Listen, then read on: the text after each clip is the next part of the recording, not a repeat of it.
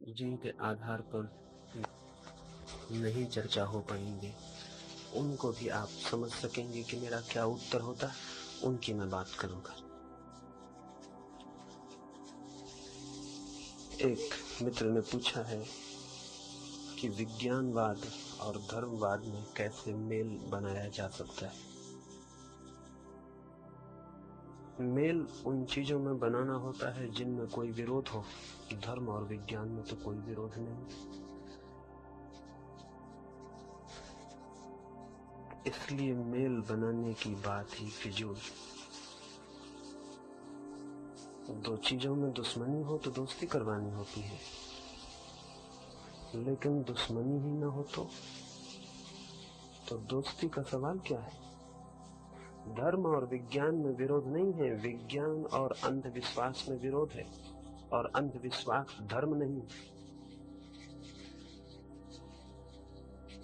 अंधविश्वास को ही चूंकि हम धर्म समझते रहे हैं, इसलिए कठिनाई खड़ी हो गई। अन्यथा धर्म से ज्यादा वैज्ञानिक तो और कोई चीज नहीं। विज्ञान तो एक पद्धति है, एक मेथड है सत्य की खोज का।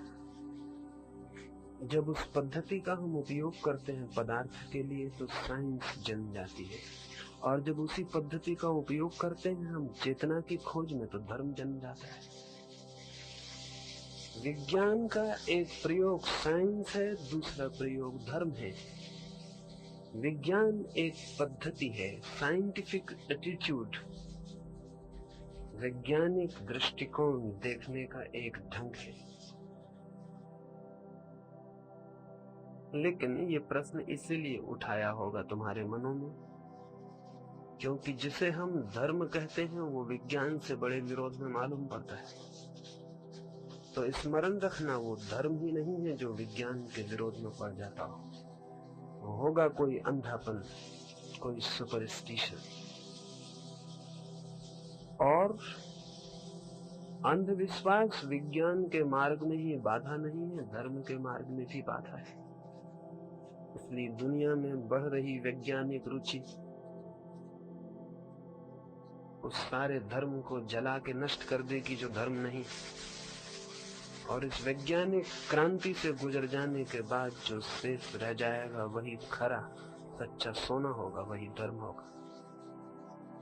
विरोध नहीं है उन दोनों बातों, और दुनिया के जो लोग सच में धार्मिक थे उनसे ज्यादा वैज्ञानिक आदमी खोजना कठिन। महावीर या बुद्ध या क्राइस्ट, इनसे ज्यादा वैज्ञानिक मनुष्य खोजना कठिन। इन्होंने विज्ञान की खोज अपनी ही चेतना पर की, खुद के भीतर जो रहस्य छिपा है उसे जानना चाह। रहस्य बाहर ही नहीं है, भीतर भी है। पत्थर कंकड़ में, पानी में, मिट्टी में ही रहस्य नहीं है, रहस्य मुझ में भी है। हमारे भीतर भी कुछ है। तो हम पदार्थ को भी जानते रहेंगे या उसको भी जो हमारे भीतर छुपी है चेतना, जीवन। जिसे हम अभी विज्ञान करके जानते हैं वो जो बाहर है उसे खोजता है, और जिसे हम धर्म करके जानते हैं वो उसे जो भीतर है। आज नहीं कल दोनों की खोज एक हो जाने वाली है। ये खोज बहुत दिन तक दो नहीं रह सकती। तब दुनिया में वैज्ञानिक पद्धति होगी, उसके दो प्रयोग होंगे, पदार्थ पर और परमात्मा पर। निश्चित ही तथाकथित धर्म इसके विरोध में खड़े होंगे। वो इसलिए खड़े होंगे कि हिंदू और मुसलमान, जैन और ईसाई, अगर विज्ञान का प्रयोग हुआ आत्मा के जीवन में भी तो ये सब नहीं बच सकेंगे। धर्म बचेगा, हिंदू नहीं बच सकेगा, मुसलमान, जैन, ईसाई नहीं बच सकेगा। क्योंकि विज्ञान जिस दिशा में भी काम करता है वही यूनिवर्सल पर, सार्वलौकिक पर पहुंच जाता है। कोई हिंदू गणित हो सकता है, या मुसलमान केमिस्ट्री हो सकती है, या ईसाई फिजिक्स हो सकती है। कोई हंसेगा अगर कोई ये कहेगा कि मुसलमानों की फिजिक्स अलग, हिंदुओं की अलग, तो हम हंसेंगे, हम कहेंगे तुम पागल हो। पदार्थ के नियम तो वही है, एक ही है सारी दुनिया सब लोगों के लिए। तो एक ही फिजिक्स है, न हिंदुओं की अलग है, न मुसलमानों की, न ईसाइयों की। धर्म भी कैसे अलग अलग हो सकते हैं? जब पदार्थ के नियम एक हैं तो परमात्मा के नियम कैसे अलग अलग हो सकते हैं?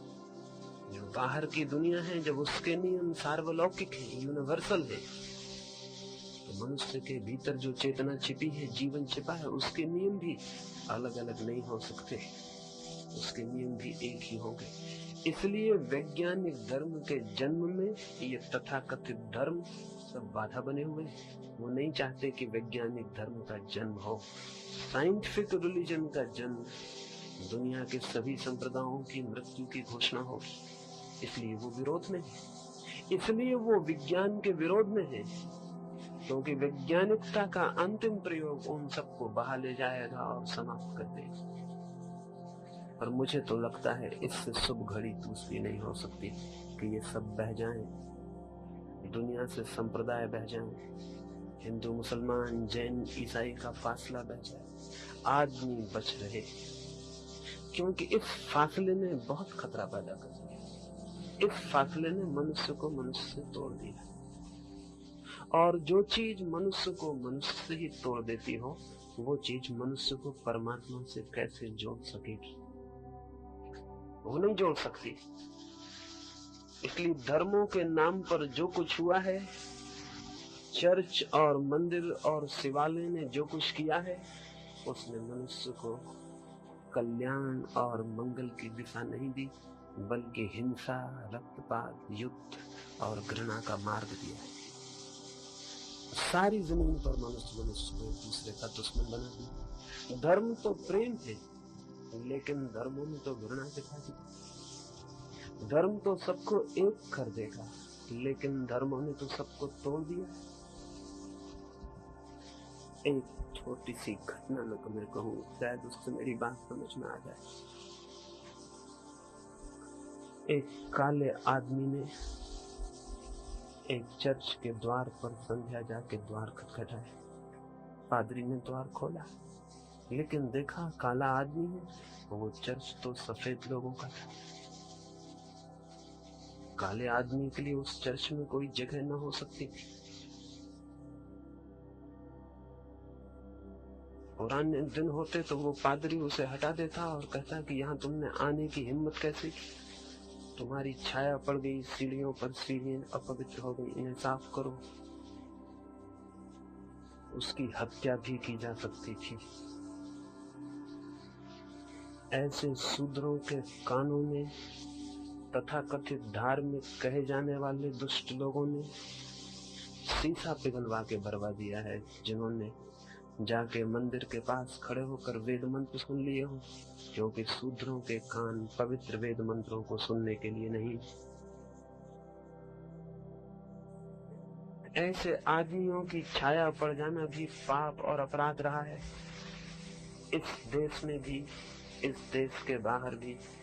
पुराने दिन होते तो शायद उस काले आदमी की जिंदगी खतरे में पड़ जाती, लेकिन दिन बदल गए हैं, लेकिन आदमी का दिल तो नहीं बदला। उस पादरी ने कहा, मित्र, ये शब्द बिल्कुल झूठा रहा होगा, क्योंकि जो उसके इरादे थे वो मित्र के बिल्कुल नहीं थे। लेकिन उसने कहा, मित्र, जैसे हम सब झूठी भाषाएं बोलते हैं वो भी बोला, और जो हमारे बीच सबसे ज्यादा चालाक, सबसे ज्यादा कनी है, वो ऐसी भाषा को बहुत बहुत कुशल होते। उसने उस निग्रो को कहा, मित्र, इस चर्च में आए हो स्वागत है, लेकिन जब तक हृदय पवित्र नहीं है तब तक चर्च में आने से भी क्या होगा? परमात्मा के दर्शन तो तभी हो सकते हैं जब हृदय पवित्र और शांत हो। तो जाओ, पहले हृदय को करो पवित्र और फिर आना। निग्रो वापस लौट गया। उस पुरोहित ने मन में सोचा होगा, न होगा कभी मन पवित्र और न ये आएगा, इसके आने की कोई संभावना नहीं। दिन आए और गए, माह आए और गए, और वर्ष पूरा होने को आ गया। एक दिन चर्च के पास से निकलता दिखाई पड़ा वही निग्रो, वही काला आदमी। वो पुरोहित हैरानी में पड़ा कि कहीं वो चर्च में तो नहीं आना चाह रहा है, लेकिन नहीं, उसने तो चर्च की तरफ आंख भी उठा के न देखा और वो चला गया अपनी राह। पुरोहित देखता रहा। हैरानी हुई उसे देखकर, उस आदमी में तो कोई बड़ी चीज जैसे बदल गई थी। उसके आसपास जैसे शांति का एक मंडल चल रहा, जैसे उसकी आंखों में कोई नई ज्योति, कोई नई लहर आ गई थी, कोई नई खबर। जैसे वो कुछ दूसरा आदमी हो गया था, एकदम शांत और मौन। उसकी काली चमड़ी से भी जैसे कोई चमक पैदा हो गई थी, कोई पवित्रता उससे झलकने लगी थी। उसके उठते कदमों में भी जैसे कोई अलग ही बात थी। वो चर्च का पादरी दौड़ा और उसे रोका और कहा, महानुभाव, आप फिर दोबारा आए नहीं? वो नीग्रो हंसने लगा। उसने कहा, मैंने तुम्हारी बात मानकर मन को शांत और पवित्र करने की साधना की, और एक दिन रात जब मैं प्रार्थना करके सो गया और मेरा हृदय एकदम मौन था, तो रात मैंने सपने में देखा कि परमात्मा आए और मुझसे पूछते हैं कि तू क्यों इतनी प्रार्थनाएं कर रहा है, क्यों इतनी साधना कर रहा है, क्या चाहता है? मैंने कहा, मैं उस चर्च में जाना चाहता हूँ जो हमारे गांव में। तो वो परमात्मा हंसने लगा और उसने कहा, तू पागल, तू उस चर्च में कभी न जा सकेगा, क्योंकि मैं खुद 10 साल से वहां जाने की कोशिश कर रहा हूँ। वो पादरी मुझे घुसने नहीं देता,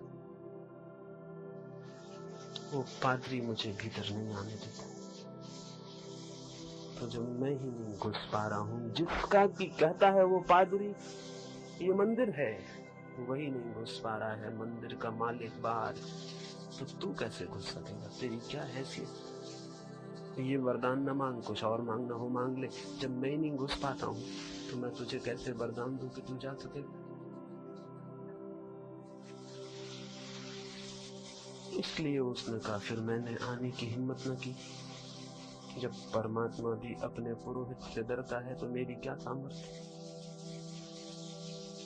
मैं आपसे कहता हूँ, 10 साल की बात होती तो हम किसी तरह सह भी लेते। ये 10 साल की बात नहीं है, ये हजारों साल की बात।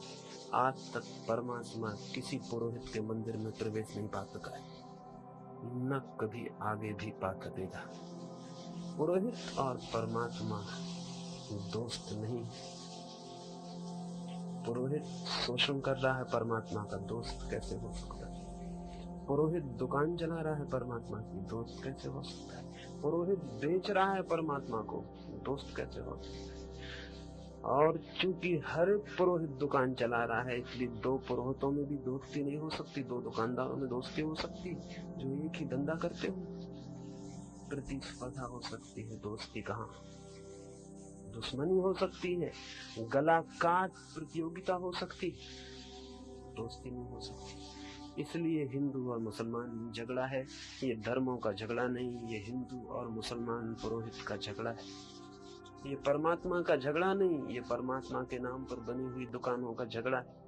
और इन दुकानों ने हजारों साल में हजारों तरह के अंधविश्वास प्रचलित किए हैं और आदमी की आंख बंद करने की कोशिश की है, क्योंकि जब लोगों की आंखें खुल जाएंगी उनका शोषण धर्म के नाम पर नहीं हो सकेगा। और आई हुई विज्ञान की रोशनी ने इन सारे पुरोहितों को बड़ी घबराहट पैदा कर दी, वो बेचैन हो गए और वो कह रहे हैं कि धर्म और विज्ञान में दुश्मनी है, धर्म बात अलग है, विज्ञान बात अलग है। वो तो पूरी कोशिश उन्होंने ये की है कि विज्ञान विकसित न हो पाए।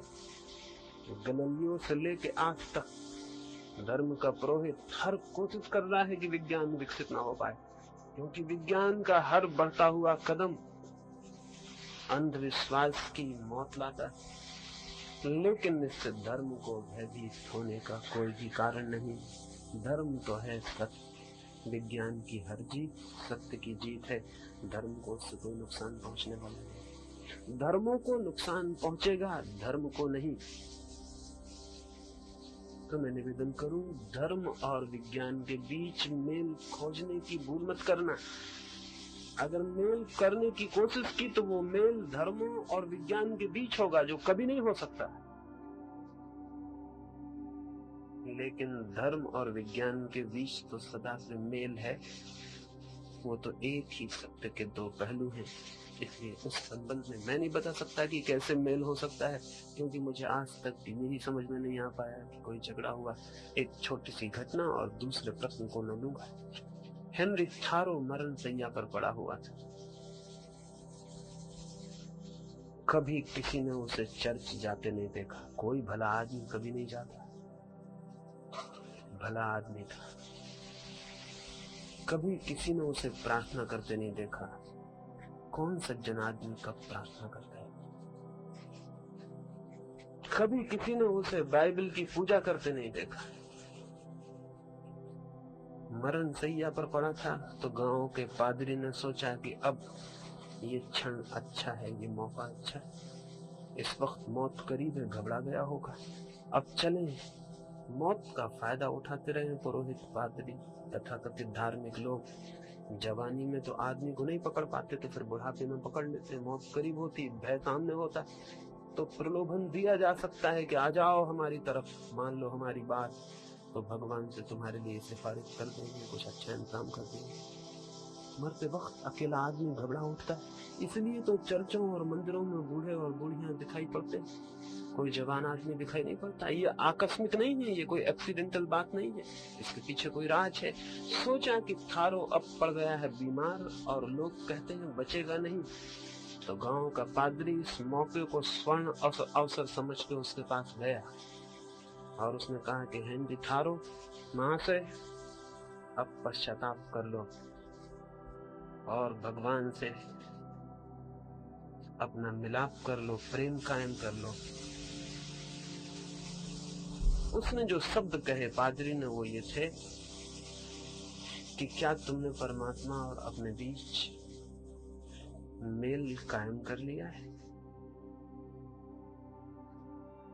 हेनरी थारो ने आंख खोली, बिल्कुल मरने के करीब था, लेकिन बड़ा बहादुर धार्मिक आदमी रहा होगा।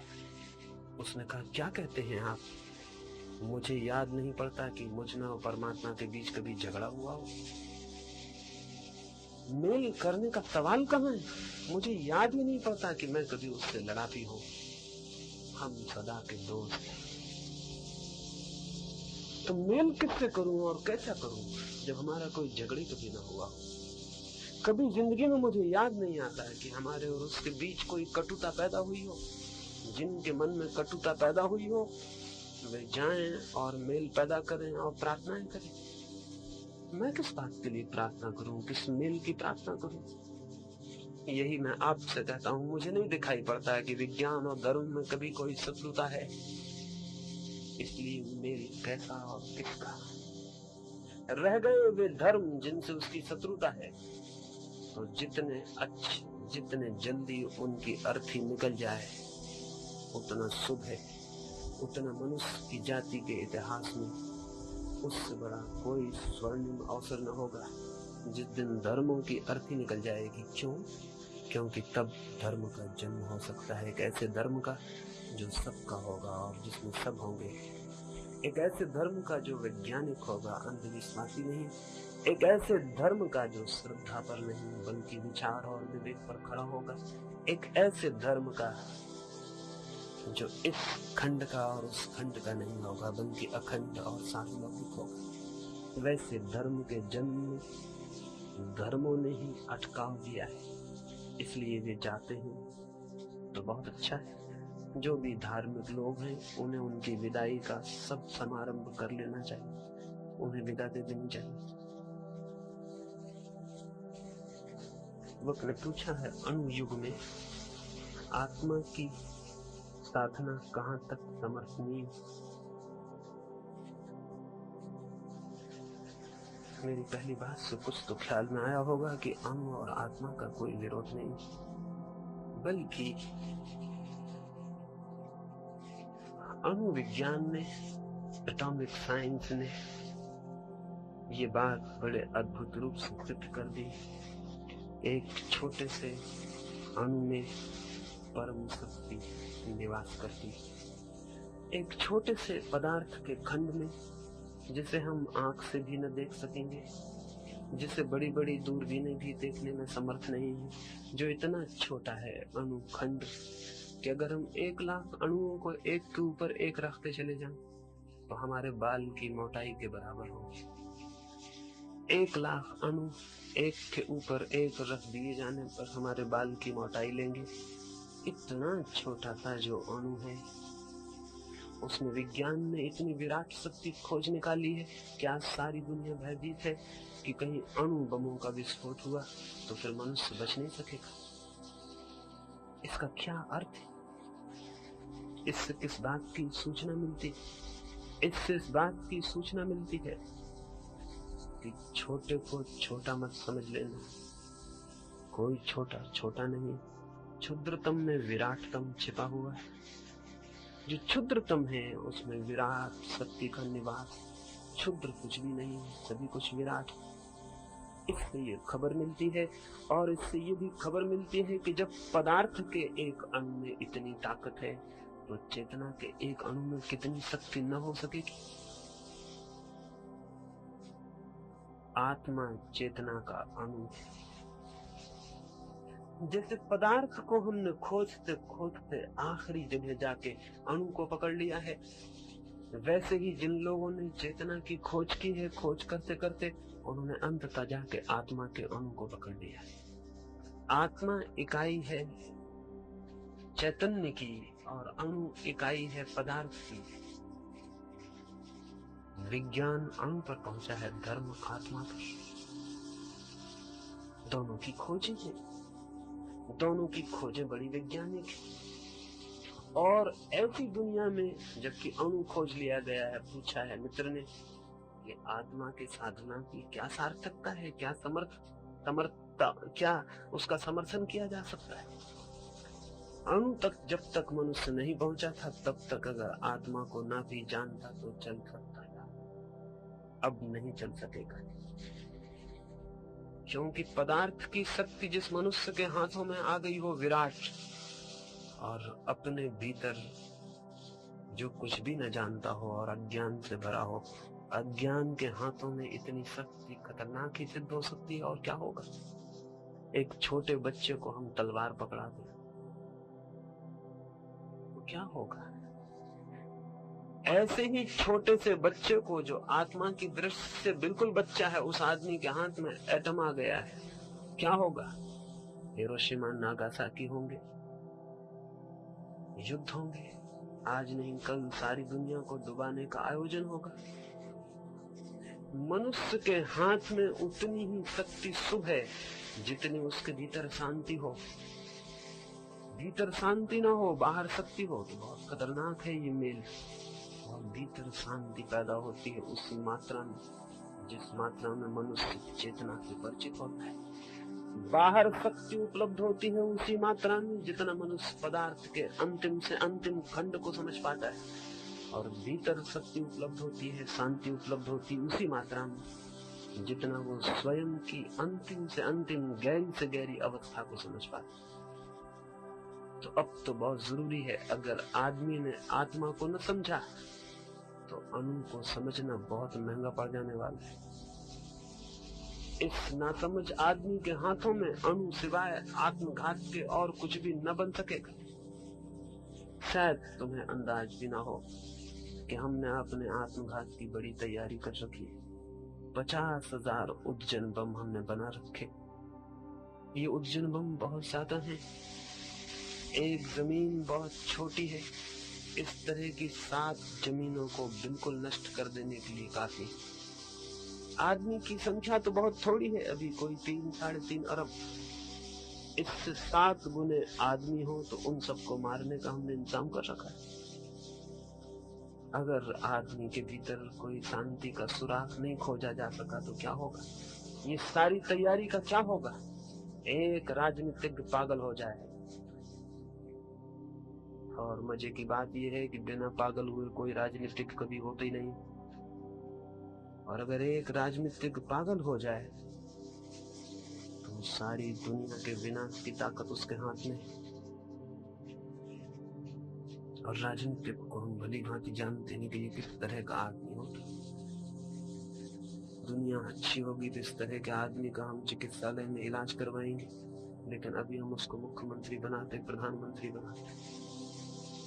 हमारे बीच जो आज सबसे रुग्ण मस्तिष्क का आदमी है, उसके हाथ में सबसे ज्यादा ताकत, और उस ताकत के पास विज्ञान ने अणु की शक्ति दे दी है। अब क्या होगा?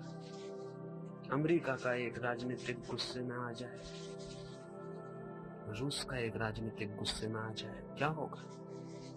उसका गुस्सा सारी दुनिया की मौत बन सकता है।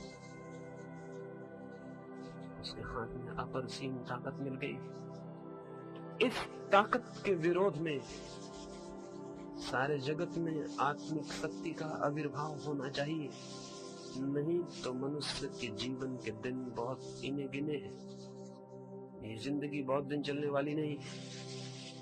तैयारी हमारी पूरी हो गई है, विस्फोट किसी भी दिन हो सकता है। इसलिए ये मत पूछो कि अणुयुग में आत्मा की साधना की क्या सार्थकता। पुराने दिनों में आत्मा न भी साधी दाती तो चल जाता, लकड़ी वगैरह से लड़ाई करनी पड़ती थी, तीर भाले चलाने पड़ते थे, कुछ बड़ा खतरा नहीं था, हिंसा बहुत सीमित थी, अशांत आदमी के पास बहुत बड़ी ताकत नहीं थी। लेकिन आज तो बहुत बड़ी ताकत है और आदमी बिल्कुल अशांत है। यह आदमी शांत होना चाहिए, इसका शांत हो जाना एकदम अपरिहार्य हो उठा है। एक क्षण भी इसे खोना खतरनाक है। इसलिए दुनिया में जो भी विचारशील है उन्हें ये समझना होगा कि आत्मा की दिशा में जितना काम हो सके और जितनी तीव्रता से हो सके और जितने लोगों के भीतर आत्मा की प्यास को, खोज को, गहराई को जगाया जा सके और जितनी तीव्रता से जगाया जा सके, क्योंकि कोई हिसाब नहीं है कि क्षण हमारे हाथ में कितने हो, उसी मात्रा में मनुष्य का भविष्य सुरक्षित हो सकता है। अणु की शक्ति खड़ी हो गई है, आत्मा की शक्ति को भी खड़ा करना जरूरी है, और ये बिना आत्मा की तरफ साधना किए नहीं होगा। इसलिए बहुत बहुत जरूरी है। आज से ज्यादा जरूरी ये बात कभी भी नहीं थी और शायद आगे भी कभी भी न हो। ये क्षण शायद मनुष्य के जीवन में सबसे बड़े संकट के, सबसे बड़ी क्राइसिस के दिन। इसी वक्त अगर हम आत्मिक शक्ति को भी जगा सके तो अणु की शक्ति विनाश न बन के सृजन बन सकती, उससे बहुत बड़ा सृजन हो सकता है। शायद दुनिया में किसी आदमी के भूखे रहने की अब कोई जरूरत नहीं और न किसी आदमी को घातक बीमार होने की जरूरत है, और शायद इतने जल्दी मरने की भी किसी को कोई जरूरत नहीं है। अगर अणु की शक्ति का हम सृजनात्मक क्रिएटिव उपयोग कर सकें तो ये जमीन वो स्वर्ग बन सकती है जिसकी कहानियां पुराणों में है। ये जमीन वो स्वर्ग बन सकती है। इतनी बड़ी शक्ति हमारे हाथ में आ गई है, लेकिन अगर मन हमारा बेचैन और अशांत रहा तो इसका हम एक ही उपयोग कर सकेंगे, और वो ये इसी में हम जल जाएं और नष्ट हो जाएं। जो ताकत सौभाग्य बन सकती थी वही हमारा दुर्भाग्य बन जाएगी। जो शक्ति हमारे लिए वरदान सिद्ध होती वही अभिशाप हो सकती। इसलिए बहुत बहुत जरूरत है कि आत्मा की खोज उस दिशा में साधना हो और उसे पाया जाए और बहुत लोगों के भीतर वो दिए जा सके। युवक ने पूछा है, आपकी बातें ठीक मालूम पड़ती हूँ, लेकिन उनसे तो क्रांति हो जाएगी, उससे तो विद्रोह पैदा हो जाएगा, उससे तो अराजकता पैदा हो सकती है।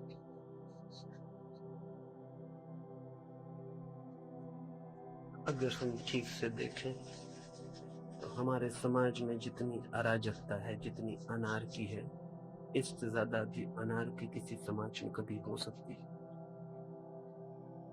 ये समाज जितना बीमार और रुग्ण, जितना अशांत, अभिशापग्रस्त है, कोई और समाज भी इससे ज्यादा अभिशापग्रस्त हो सकता है। क्या है इसमें जो बचाने जैसा है? क्या है इसमें? सब कुछ तलगल गया, सब कुछ कुरूप हो गया, तो घबराहट क्या है? अगर कोई बात ऐसी मालूम पड़ती हो कि उससे क्रांति हो जाए। क्रांति तो चाहिए, परिवर्तन तो चाहिए। जो समाज परिवर्तित होना बंद कर देता है वो असल में जीवित ही नहीं है। परिवर्तन तो रोज, जितना जीवित समाज होगा उतने तीव्र परिवर्तन होते हैं उसके भीतर। जितना जीवंत होता है प्रवाह, उतनी ही दूर की यात्रा करता है, उतने ही नए पथों को खोजता है। क्रांति तो जीवन है, उससे क्या घबराना। और युवक होकर कोई ऐसी बात करे कि क्रांति हो जाएगी और डरे, तो उसे समझ लेना चाहिए वो बूढ़ा हो चुका है, वो युवक नहीं है। एक बूढ़ा आदमी भयभीत हो सकता है, लेकिन जरूरी नहीं होता कि कोई शरीर से बूढ़ा हो गया हो तो बूढ़ा ही हो गया। मैं एक गांव में अभी था। उस गांव के एक धनपति ने मुझे फोन किया और कहा मैं अपनी माँ को भी लाना चाहता हूँ आपको सुनने, लेकिन उसकी उम्र 90 वर्ष और पिछले 40 वर्षों से वो 24 घंटे माला जपती रहती है। तो मुझे डर लग रहा है कि कहीं आपकी बातों से उसे चोट न पहुंच जाए और इस उम्र में कहीं उसके मन को बेचैनी न पैदा हो जाए, तो मैं लाऊं या न लाऊं। मैंने उनसे कहा अगर तुम्हारी माँ जवान होती तो मैं कहता ना भी लाओ, तो कोई हर्जा नहीं, अभी वक्त है। लेकिन तुम्हारी माँ के आगे कोई वक्त नहीं है, इसलिए तुम जल्दी ले आओ, क्योंकि कुछ हो सकता हो तो हो जाना चाहिए। वो अपनी माँ को डरते हुए लेके आए। सभा के बाद मुझे मिले और कहने लगे मैं बहुत हैरान। सभा से उठने के बाद उन्होंने अपनी माँ को पूछा होगा कैसा लगा। उनकी माँ ने कहा 40 साल से मैं माला जपती थी, माला हमेशा हाथ में रखती। उन्होंने कहा माला जपने से कुछ भी नहीं होगा, मेरा अनुभव भी कहता है कि कुछ भी नहीं होता। तो मैं माला वहीं छोड़ आई हूँ उसी सभा में, उसको वापस नहीं लाई हूँ अपने साथ। वो बात खत्म हो गई। मैंने उनके लड़के को कहा तुम बूढ़े हो, तुम्हारी माँ जवान। 90 साल की उम्र में वो माला छोड़ आई उसी भवन में, और उसने कहा कि उन्होंने कहा माला जपने से कुछ ना होगा। ये बात ठीक है, 50 साल का मेरा अनुभव भी कहता है कि कुछ भी नहीं हुआ। मैंने 50 साल जप के देख ली, ये बात ठीक है, बात खत्म हो गई। मैं माला वहीं छोड़ आई। इस स्त्री को कोई बूढ़ा कह सकता, लेकिन जवान आदमी जब विद्रोह और क्रांति से डरे तो उसे कोई जवान कहेगा। जवानी का मतलब क्या है? जवानी का मतलब है जिसका हृदय अभी परिवर्तन के लिए तैयार है, जो नए की खोज में निकल सकता है, जो नए की खोज का साहस कर सकता है, वो जवान। जो नए से भयभीत होता है और पुराने से चिपट जाता है वो बूढ़ा हो गया, मन से बूढ़ा हो गया। हिंदुस्तान में जवान बहुत दिनों से पैदा होना बंद हो गए। यहाँ बूढ़े आदमी पैदा होते, जवान पैदा नहीं होते। हमारी सारी भाषा बूढ़ी हो गई। मेरा मतलब समझे, बुढ़ापे। क्रांति से क्या घबराना, क्रांति तो होनी चाहिए, जरूर होनी चाहिए, क्योंकि क्रांति तो जिंदगी को रोज नया नया करने की प्रक्रिया का नाम है। रोज नई नई जिंदगी होती जानी चाहिए, ठहर नहीं जाना चाहिए जीवन का प्रवाह। एक तालाब होता है तो उसमें प्रवाह रुक गया होता है, एक नदी होती है उसमें प्रवाह खुला और मुक्त होता है। नदी बड़ी क्रांतिकारी है, वो नए नए रास्ते खोजती रहती है अनजान सागर की तरफ, उसकी यात्रा चलती जाती है। तालाब शायद डर गया, तालाब शायद बूढ़ी हो गई, नदी वो घबरा गया है, उसने अपने को बंद कर लिया है एक जगह। वो डरता है आगे जाने से, परिवर्तन करना पड़ेगा, न मालूम किन रास्तों पे चलना पड़े, न मालूम सुख हो कि दुख हो। यही ठीक है, जहां है वही ठीक है। एक स्टेटस को पैदा करता है, वहीं रुक जाता है, वहीं बंध जाता है। तो पता है जो तालाब बंध जाता है फिर क्या होता है? वो सिर्फ मरता, फिर उसमें कोई जिंदगी नहीं आती। सूखता है और मरता, सूखता है और मरता है, और गंदा होता चला जाता है। क्योंकि गंदगी जब कोई नदी बहती है तो बह जाती है और नदी रोज फिर पवित्र हो जाती है। और तालाब, तालाब में तो पानी तो उड़ता जाता है और गंदगी ठहरती चली जाती है। धीरे धीरे पानी तो नहीं रह जाता, कीचड़ रह जाती है, कचरा रह जाता है, वो कचरा इकट्ठा होता चला जाता है। तो तालाब की जिंदगी होती है एक एक, नदी की जिंदगी होती है। जवान आदमी वही है जो उद्दाम नदी के वेग से जीता हो, जो तालाब न बन जाए। और पूरा समाज जब नदी के वेग से जीता है तो पूरा समाज जिंदा होता है। और जब पूरा समाज ही एक डबरे की तरह हो जाता है तो मर जाता है। कई कौमों ने अपने आप को डबरा बना लिया है और वे बड़ी गौरवान्वित भी समझती हैं अपने को कि देखो हम कहीं बहते नहीं, हम कहीं जाते नहीं, हम तो जहाँ के तहाँ। हमारी सभ्यता, हमारी संस्कृति बड़ी महान है, इसको कहीं जाना नहीं पड़ता, जहाँ के तहाँ खैरी रहती, लोग आते हैं और चले जाते हैं, लेकिन हम वहीं के वहीं। ये कोई गौरव की बात, ये कोई सम्मान की बात, ये तो इस बात की खबर है कि हमने जीना छोड़ दिया। वो जो डायनेमिक, वो जो परिवर्तनशील गत्यात्मक जीवन होना चाहिए वो जा चुका है। निरंतर निरंतर गत्यात्मक होना चाहिए। युवक को सोचना चाहिए विद्रोह की भाषा में। लेकिन विद्रोह का क्या मतलब? विद्रोह का क्या ये मतलब है कि मकानों को जला दो, बसों में आग लगा दो, स्कूल के कांच फोड़ दो, शिक्षक का जीना हराम कर दो? ये विद्रोह का मतलब? अगर यही विद्रोह का मतलब है तो बात दूसरी। लेकिन ये विद्रोह का मतलब है, ये तो मूर्खता का मतलब होता है विद्रोह का। विद्रोह तो बड़ी गहरी चीज है। विद्रोह तो मूल्यों को बदलने की बात है, वैल्यूज को बदलने की बात है। विद्रोह किसी बच पे पत्थर फेंकने का नाम नहीं, और न कहीं हड़ताल कर देने का नाम, और न जो हम चारों तरफ देख रहे हैं विद्रोह, वो विद्रोह नहीं है। विद्रोह तो है जीवन जहां जहां जकड़ गया हो, जिन जिन मूल्यों ने जीवन को पकड़ लिया हो और उसकी गति को अवरुद्ध कर दिया हो, उन मूल्यों को बदल देना। हजार हजार जकड़ने हमारे ऊपर है, सारी मनुष्य जाति के ऊपर, उनको तोड़ना है, वहां विद्रोह करना है।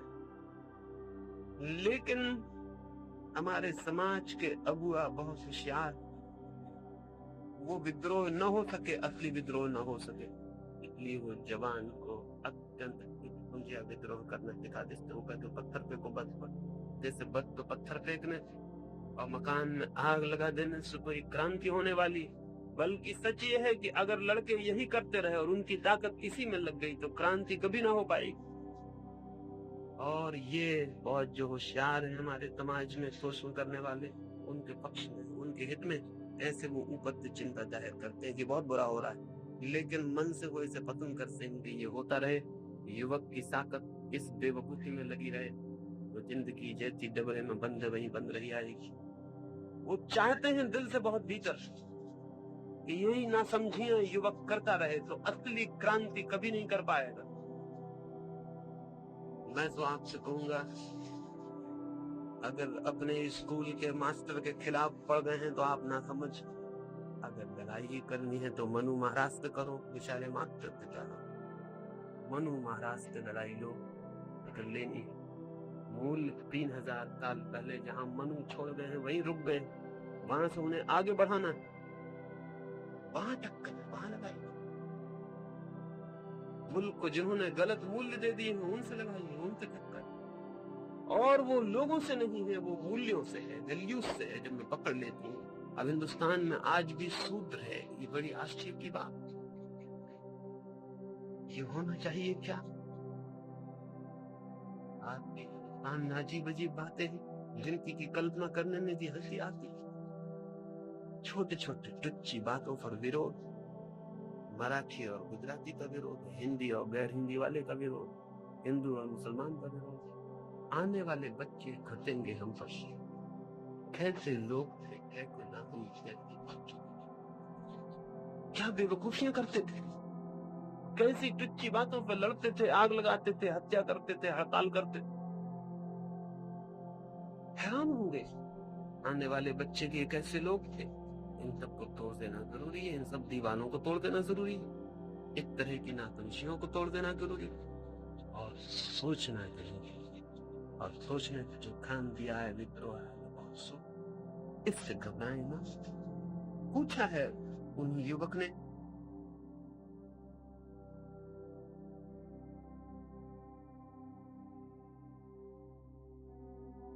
ऐसा जो विद्रोह है, ऐसी जो क्रांति है, ऐसा जो इनकलाब, परिवर्तन को लाने के लिए एक अंधा विवेकहीन युवक कुछ भी नहीं कर सकेगा। चाहिए बहुत जागृत, बहुत भरा हुआ, बहुत विवेक हुआ, बहुत सावधान। उतनी सावधानी और विचार से अगर युवक भरेगा, क्रांति होगी, और क्रांति से हित होगा, मंगल होगा। सभी क्रांतियों से मंगल नहीं हो जाता है। अगर क्रांति करने वाला बेहोश है, ना समझ है, तो केवल तोड़ फोड़ करता है, बना कुछ भी नहीं करता। असली क्रांति वो नहीं जो केवल तोड़ती है। असली क्रांति तो वो है जो इसलिए तोड़ती है ताकि कुछ बनाया जा सके, जो इसलिए मिटाती है ताकि कुछ निर्मित किया जा सके, जो जमीन को इसलिए खाली करती है पुराने ताकि नए का भवन खड़ा हो सके। लेकिन विवेक शून्यता केवल तोड़ती है, विवेक निर्मित करता है। तो वो विवेक चाहिए, उस विवेक की जागृति चाहिए, वो विचार करने से जीवन के संबंध में पैदा होगा। हम तो विचार करते नहीं, हमने तो मान रखी हैं बातें जो किसी ने कह दी, और जब भी हम मान लेते हैं और विचार नहीं करते तो हमारे भीतर विवेक कैसे पैदा होगा। हम हजारों साल से कोई बात कह दी जाती है और हम मानते चले वैसे, न हम संदेह करते, न हम विचार करते, न हम ठिठक के खड़े होते और पूछते कि ये क्या है, ये सच है, ये ठीक है। हमारा युवक भी नहीं सोच रहा। एक डॉक्टर के साथ मैं उनके घर से निकला, किसी मरीज को दिखाने ले जा रहा। एक बिल्ली रास्ता काटी, डॉक्टर उसको बोले 2 मिनट ठहर। मैंने कहा आप ठहरे, मैं किसी दूसरे डॉक्टर को लेके जाऊंगा। उन्होंने कहा क्यों? मैंने कहा जो डॉक्टर बिल्ली के काटने से रुकता है उसकी डॉक्टरी को मुझे शक। ये आदमी डॉक्टर होने के लायक नहीं। इसके मन में कोई वैज्ञानिकता नहीं। बिल्ली के काटने से रास्ता, और एक डॉक्टर रुकेगा, एक इंजीनियर रुक जाएगा कि उसको छींक आ गई। एक पढ़ा लिखा आदमी एक बेचारे ऐसे गरीब आदमी को जिसके पास एक ही आंख है उसको देख के दुर्भाग्य समझेगा अपना। तो फिर ऐसे युवक क्या क्रांति लानी, क्या करेंगे, कौन सी वैज्ञानिकता पैदा करेंगे? तो जिंदगी में बहुत विवेक और विचार चाहिए कि हम क्या कर रहे हैं। निरंतर अपने से पूछना चाहिए, निरंतर प्रश्न खड़े करने चाहिए, निरंतर संदेह करना चाहिए, सतत खोज जारी रखनी चाहिए कि क्या हो रहा है। हमारे मुल्क में तो हमने विचार कई हजार साल, हमने वो तकलीफ उठानी बंद कर दी, वो हमने 2-4 लोगों पे छोड़ दिया कि भगवान कृष्ण तुम सोचो और गीता दे दो, हम उसी को संभाले रखेंगे। हमें क्यों परेशान करते हो? आपने किताब दे दी, अब हमारा काम है हम इसको पढ़ें, फिर नबाएं और गुणगान करें, अब हमें कोई गन्ना नहीं। हे भगवान महावीर, अब तुमने सब सोच लिया, तुम सर्वज्ञ हो, तुमने सब बता दिया, अब हमें फिर किसी की सोचने की जरूरत नहीं, अब हम सोचने को छुट्टी देते हैं।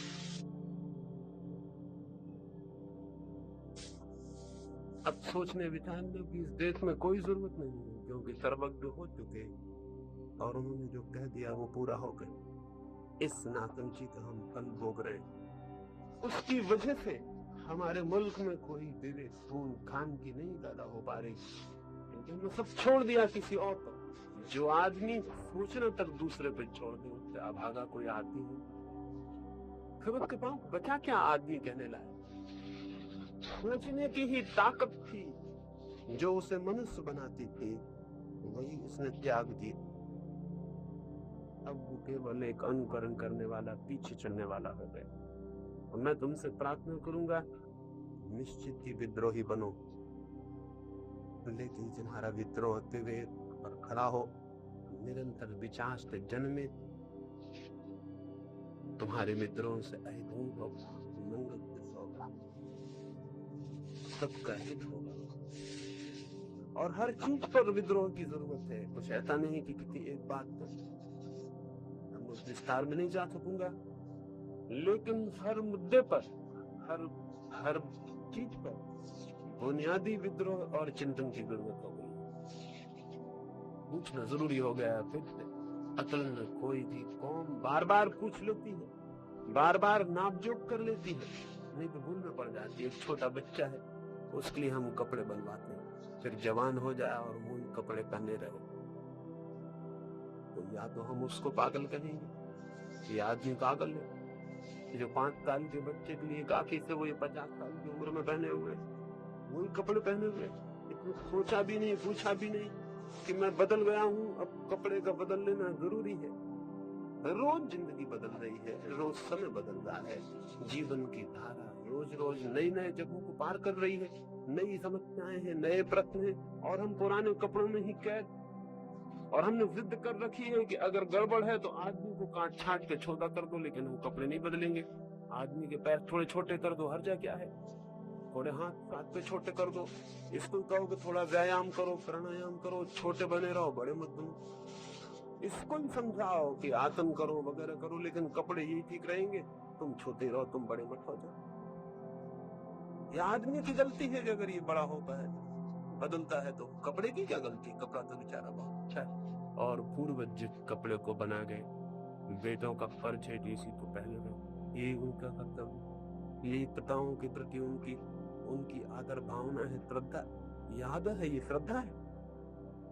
अगर अभी बाप दादे वापस लौट आए तो ऐसे नालायक बच्चों को देख के हैरानी से भर जाएंगे कि हमने जो कपड़े इनके बचपन के लिए बनाए थे बुढ़ापे में पहने हुए। अगर वो वापस लौट आए तो हैरान होंगे कि ये कैसे लोग हैं। हमने 3000 साल पहले जो बात कही थी उसको पकड़ के भी बैठे हुए हैं, 20वीं सदी में भी वही चलाए जा रहे, फिर पीट लेंगे अपना हमारे नाम पर, और हम सोच रहे हैं हम उनको आदर दें। जिंदगी रोज बदल जाती है, जिंदगी की समस्याएं बदल जाती हैं, इसलिए समाधान बदलने पड़ते हैं। कौन बदलेगा? ये विचारशील युवक चाहिए जो सोचे, देखे और बदले। क्रांति से भयभीत होने की जरूरत नहीं, उसका स्वागत जरूरी है। एक युवक ने पूछा है कि पाकिस्तान से लड़ाई के वक्त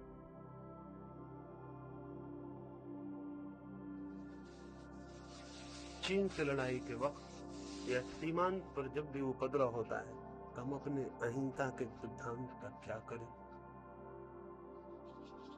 सिद्धांतों को आग जला के उसमें डाल देना चाहिए। सिद्धांतों की कोई जरूरत नहीं है, जिंदगी की जरूरत है। सिद्धांत सब झूठे होते हैं, वक्त पर काम नहीं आते। अगर कोई आदमी अहिंसक होगा तो वो ये पूछेगा कि अब युद्ध आ गया तब हम अहिंसा का क्या करें? तो जब युद्ध नहीं था तब अहिंसा की जरूरत नहीं थी, और अब युद्ध आ गया तब हम अहिंसा का क्या करें? अगर मैं प्रेम पूर्ण हूं और आप मुझे गाली दें तो मैं पूछूंगा कि अब मैं अपने प्रेम का क्या करूं? ये आदमी मुझे गाली दे रहा, मैं शांत था और एक आदमी ने आके मेरा अपमान कर दिया, तो मैं ये पूछूंगा कि अब मैं अपनी शांति का क्या करूं? ये आदमी मेरा अपमान कर रहा है। अगर कोई मेरा अपमान न करता तो मैं शांत बना रहता, तो बड़ी मुश्किल की बात होती थी। अब तो ये शांति के सिद्धांत का क्या हो? सिद्धांतों की कपौती जब उनके प्रतिकूल परिस्थिति खड़ी हो जाती। चीन और पाकिस्तान के उपद्रवों ने ये जाहिर कर दिया कि हमारी सब अहिंसा की बातचीत बकवास और झूठी। इस सत्य को हम नहीं देखेंगे तो हम फिर वही पुरानी बकवास दोहराए चले जाएंगे जो कि वक्त पर काम नहीं आई। हमें जानना चाहिए, ठीक से जान लेना चाहिए कि हम केवल अहिंसा की बातें करने वाले लोग हैं, अहिंसा से हमारा कोई संबंध नहीं। इसलिए कोई मुसीबत ना हो, हम मंदिरों में अहिंसा को प्रवचन चलाते हैं और किताबें छापते हैं और अहिंसा परमो धर्मा का गुणगान करते हैं। और झंडों पे लिखते हैं अहिंसा परमो धर्म, और जब प्रतिकूल परिस्थिति आ जाती हम कहते हैं अब तो हमें अहिंसा की रक्षा के लिए तलवार उठानी ही पड़ेगी। बड़ी मजे की बात है, अहिंसा की रक्षा के लिए तलवार उठाना पड़ेगी।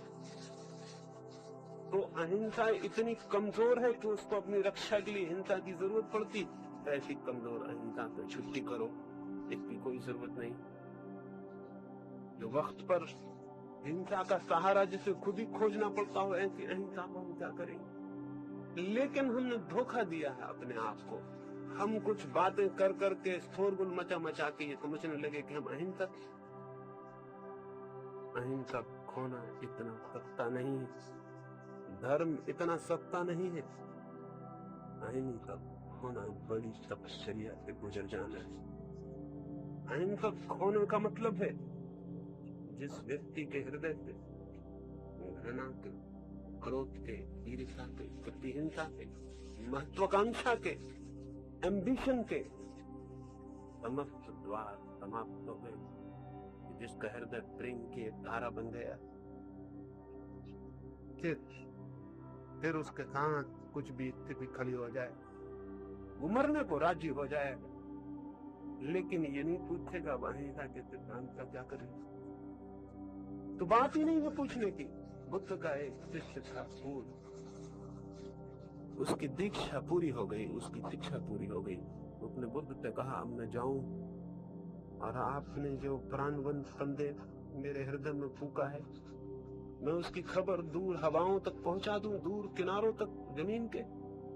बुद्ध ने कहा जरूर जाओ, लेकिन इसके पहले कि तुम जाओ मैं कुछ पूछना चाहता हूँ। कहाँ तुम जाना चाहते हो? किस प्रदेश में? बिहार का एक छोटा सा इलाका था सूखा। उसने कहा मैं सूखा की तरफ जाऊंगा, वहां अब तक कोई भी भिक्षु नहीं गया। बुद्ध ने कहा वहां न जाओ तो अच्छा है, तुम युवा हो, अभी नए हो, कहीं और जगह चल दो तो अच्छा है। पूर्ण ने कहा क्यों ऐसा कहते हैं? बुद्ध ने कहा वहां के लोग बहुत बुरे, हो सकता है तुम जाओ तो वो गाली गलौज दे, बुरे भले सब कहे तो तुम्हारे मन को क्या होगा? पूर्ण ने कहा ये भी आप मुझसे पूछते हैं?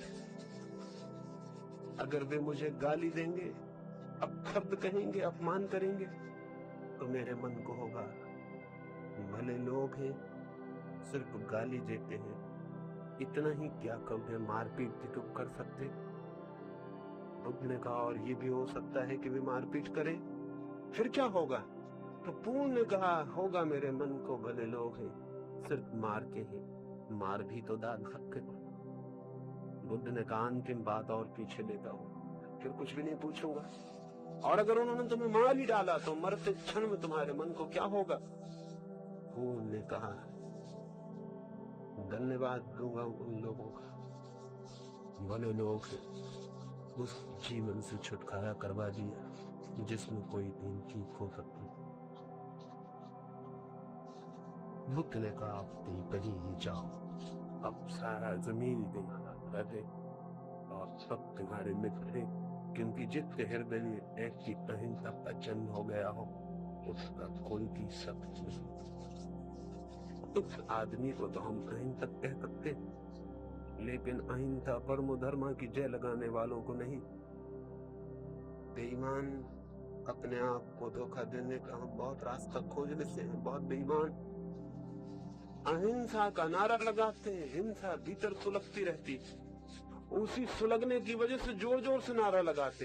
वो जो भीतर सुलग रही है हिंसा, वो जो भीतर चल रहा है क्रोध, वो जो भीतर उबल रही है सब कुछ, और जोर जोर से नारा लगाते हैं और जोर जोर से कूदते हैं, झंडा उठाते हैं। और अगर पड़ोस में कोई दूसरा झंडा उठा ले और तुमसे जोर से नारा लगाने लगे तो तुम दोनों में झगड़ा भी हो सकता है कि हम श्वेतांबर अहिंसावादी हैं, तुम दिगंबर अहिंसावादी, ये नहीं चल सकता।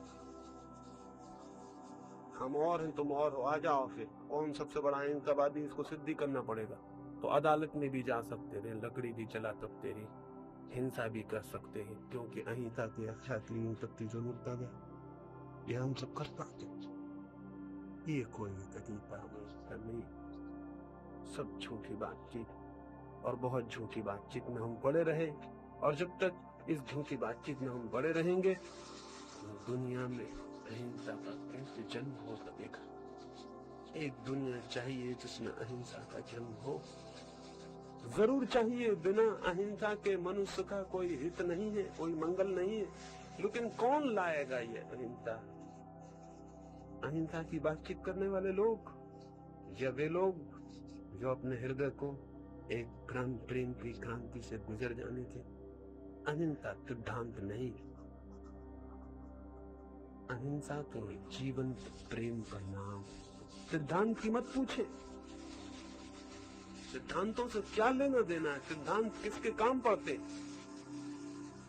जीवंत प्रेम का नाम है अहिंसा। उसे अपने भीतर पैदा होने दे, और वो जिस दिन पैदा हो जाएगी उस दिन आपके लिए कोई पाकिस्तानी नहीं आ सकती, अहिंसक के लिए कोई अपना देखो, कोई पाया देखो। जो ये न कहता कि भारत पर पाकिस्तान का हमला हुआ, बल्कि जो ये कहता है कि भारत और पाकिस्तानी की लड़ाई दुर्भाग्यपूर्ण है। जब हम कहते हैं भारत पर हमला हुआ, तो हम भारत के हो जाते हैं और दूसरा हमलावर हो जाते हैं। दुनिया में ऐसे लोग चाहिए जो हर झगड़े को गृह युद्ध के रूप में देखे, एक दूसरे के ऊपर हमले की शक्ल में नहीं। जैसे घर के दो आदमी लड़ पड़े इस तरह से देखे। जो आदमी अहिंसक है वो ऐसे ही देखेगा कि घर के दो लोग लड़ गए, एक गृह युद्ध हो रहा है, पाकिस्तान और हिंदुस्तान के भाई लड़ रहे हैं। कोई इस तरह देखेगा जिसके मन में अहिंसा, और वैसा आदमी ये युद्ध समाप्त हो इसके मार्ग खोजेगा, इसके लिए श्रम करेगा। हो सकता है इसके लिए तो मरना भी पड़े तो मरेगी। इस भाषा में वो नहीं सोचेगा कि मेरे देश पर हमला हो गया, तो अब अहिंसा के सिद्धांत का क्या करे? जो आदमी कहता है मेरा देश, उसने तो हिंसा को स्वीकार कर लिया। ये मेरा और दूसरे का देश हिंसा के आधार पर खड़ी की गई सीमाएं। कब दुनिया की सीमाएं वायलेंस की, हिंसा की सीमाएं? प्रेम की कोई सीमा होती? मैं अगर प्रेम से भर जाऊंगा तो मैं ये कहूंगा कि मेरे प्रेम देख के चलना, पाकिस्तान की सीमा आ गई, इसके आगे मत जाना, इधर अपना देश नहीं। मेरे किससे प्रेम पैदा होगा कि पाकिस्तान की सीमा पर ठिठक के रुक जाएगा कि देखना इधर बगल में मुसलमान रहता है, ये अपने वाला नहीं, इधर मत जाना। प्रेम कहीं रुकेगा अगर पैदा होगा? प्रेम कोई सीमा नहीं मानता, प्रेम असीम। और जहां जहां सीमाएं हैं वहां वहां हिंसा है, वहां वहां घृणा है। ये देशों की सीमाएं भी हिंसा की सीमाएं हैं। अहिंसक देश को स्वीकार नहीं करता, और न अहिंसक किसी देश का नागरिक हो सकता है। नागरिक से मेरा मतलब सामान्य कामकाज के अर्थों में नहीं, राजनीतिक चित्तता के अर्थ में, पॉलिटिकल अर्थ में कोई नागरिक किसी देश का नहीं हो सकता। अहिंसक व्यक्ति तो विश्व का नागरिक होगा। दुनिया में ऐसे लोगों की जरूरत है जो छोटे छोटे देशों की क्षुद्र सीमाओं से अपने को मुक्त करें, छोटे संप्रदायों की सीमाओं से मुक्त करें, तभी शायद एक ऐसी मनुष्यता का जन्म हो सके जहाँ युद्ध न होते हो, जहाँ युद्ध समाप्त हो जाए। लेकिन राजनीतिक नहीं मान सकता ये कि सीमाएं न हो, क्योंकि जिस दिन सीमाएं नहीं उस दिन राजनीतिक भी नहीं, वो उसी के साथ जुड़ा हुआ है, उस दिन वो नहीं बच सकेगा। इसलिए राजनीतिक बड़ा मोह रखता है सीमा का, नक्शे बनाता है और सीमाएं बनाता है और लड़ता है और लड़वाता है। एक एक इंच जमीन के लिए करोड़ों करोड़ों लोगों को कटवाता है। और बड़ा मजा ये कि जमीन किसके लिए है? ये जमीन के लिए लोग कटते, और जमीन इसलिए है कि लोग उस पर रहे। जमीन लोगों के लिए है कि लोग जमीन के लिए? सीमाएं किसके हित के लिए हैं? इसलिए कि तो लोग रोज कटे। अगर इसलिए ये सीमाएं हैं लोगों के कटने गई, तो ये किसके मंगल में, किसके हित में? वो दुनिया करीब आ रही है। जो जवान है, जो नई पीढ़ी के लोग हैं, वो उस तरफ देखें और उस तरफ कर्म करें। एक दुनिया आए यहाँ कोई सीमाएं न हो, क्षुद्र टुकड़े न हो, मनुष्यता इकट्ठी खड़ी हो सके। ऐसे क्रम में वही लग सकता है जिसका हृदय प्रेम और अहिंसा से भरा हुआ। प्रश्न तो और भी बहुत थे, लेकिन अब कठिन होगा कि मैं प्रश्नों को उत्तर दूं। एक छोटी सी बात कहूंगा और अपनी चर्चा को पूरा करूंगा।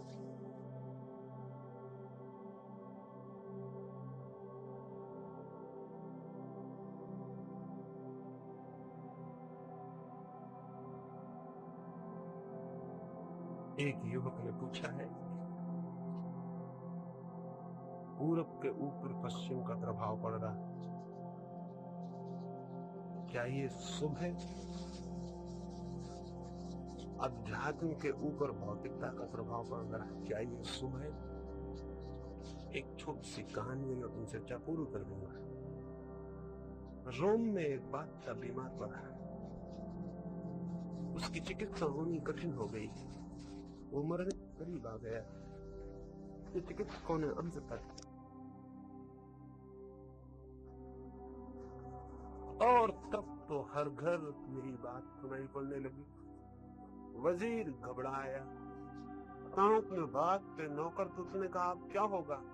नौकर ने कहा मैंने तो पहले ही सुन लिया था ये इलाज बहुत अच्छी बात है, क्योंकि जब आपने ये सुना तो आप खुद अपना कोट लेकर नहीं आए और दूसरे के घर कोट पूछने गए। आप बड़े वजीर हो राजा के, तभी मैं समझ गया था कि ये कोट मिलना मुश्किल है, क्योंकि ये आदमी को खुद ये ख्याल नहीं आता कि मेरा कोट काम आ जाए। वजीर ने कहा कोट तो मेरे पास बहुत समृद्धि की बहुत की थी, काम की काम साफ था कि कोट नहीं मिला, लेकिन दिन के उजाले में कैसे जाए राजा के पास, क्या मुंह लेकर? रात हो गई, सूरज ढल गया तो वजीर चला, चुपके चुपके अंधेरे में जाके राजा के पैरों के चुप रख के रोलेगा कि नहीं ये इलाज नहीं हो सकता। नहीं कोई आदमी मिलता जो सुखी भी हो और शांत भी। समृद्ध लोग हैं लेकिन वे शांत नहीं। महल के पास नदी के किनारे धीरे धीरे चलता था डरा हुआ बैरी, क्या मुंह लेके जाएगा? तभी सुनाई पड़ी उस पार से बांसुरी की आवाज। कोई बहुत बहुत लोगे स्वरों में उम्मीद का पर बड़ी शांति थी स्वरों। एक आशा बंधी, उसके पैर वापस लौट पड़े। वो भागा हुआ उस आदमी के पास पहुंचा, सोचा शायद ये आदमी मालूम था। आराम हृदय से ही ऐसा संगीत था रहा। उसके पास गया, हाथ जोड़ के अंधेरे में खड़ा हो गया। जैसे ही उसने बांसुरी बंद की, उसने कहा मेरे मित्र कृपा करो और देखो इंकार मत कर दो, मैं बहुत द्वारों से इंकार पा चुका हूँ। राजा मरणासन में बचा लो उसे, तुम्हारे कोट की जरूरत। चिकित्सक ने कहा है किसी शांत समृद्ध आदमी का कोट मिल जाए, तुम शांत हो ना, देखो ना मत करना। उस आदमी ने कहा कि मैं बिल्कुल शांत हूँ और मैं अपने प्राण भी दे सकता हूँ बचाने के लिए, लेकिन अंधेरे में तुम देख नहीं रहे, मैं नंगा बैठा हुआ हूँ, कोट मेरे पास नहीं। राजा उस रात मर गया। कुछ लोग मिले जिनके पास कोट थे लेकिन शांति नहीं। एक आदमी मिला जिसके पास शांति की लेकिन वो नंगा। राजा मर गए। अब तक दुनिया में ऐसी ही हालत रही है। पूरब के मुल्कों ने शांति की खोज की, कोट खो दिया। पश्चिम के मुल्कों ने कोट के ढेर लगा लिए, शांति खो दी और आदमी मरनापन है। और मैं कहता हूँ कि किसी ऐसे आदमी का कोट चाहिए जो शांत भी हो, सुखी भी हो, तो आदमी बच सकेगा, नहीं तो अब आदमी मरेगा। अब ये पूरब पश्चिम के झगड़े मत खड़े करो, ये भौतिक और अध्यात्म का भेद मत खड़ा करो।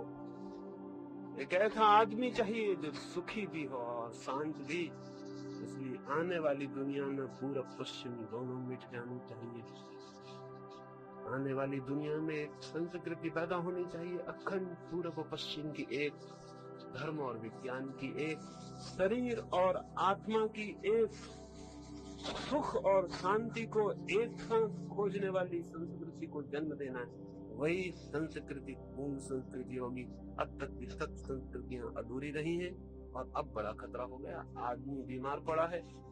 आदमी, कोई राजा मर जाता कोई हर्जा नहीं था, राजा पैदा होते हैं वापिस। अब आदमी बीमार पड़ा है, पूरी आदमियत बीमार पड़ी है। पूरब पश्चिम अगर न मिल पाए तो ये आदमी नहीं बच सकेगा। अंत में मैं यही कहता हूँ, अब तक हमने धर्म को और विज्ञान को अलग तोड़ के देखा, शरीर और आत्मा को अलग तोड़ के देखा। अब ये नहीं चलेगा, इनको जोड़ के देखना पड़ेगा। आदमी अखंड है और पूरे मनुष्य की तृप्ति चाहिए, उसके भीतर शांति होनी चाहिए, उसके बाहर सुख, उसके बाहर समृद्धि होनी चाहिए और भीतर संगीत होना चाहिए। इसमें कोई दोनों में विरोध नहीं। फिर दोबारा आपके पास कभी आऊंगा तो आपके बहुत प्रश्न कायम रह गए, उनकी चर्चा करूंगा। तब तक और भी प्रश्न पैदा हो जाएंगे, जो छूट गए प्रश्न उनके लिए क्षमा मांगता हूँ। जिनके प्रश्न छूट गए हो, मेरी बातों को इतने प्रेम से सुना, उसके लिए बहुत बहुत धन्यवाद। अंत में सबके भीतर बैठे परमात्मा को प्रणाम करता हूँ। मेरे प्रणाम जी का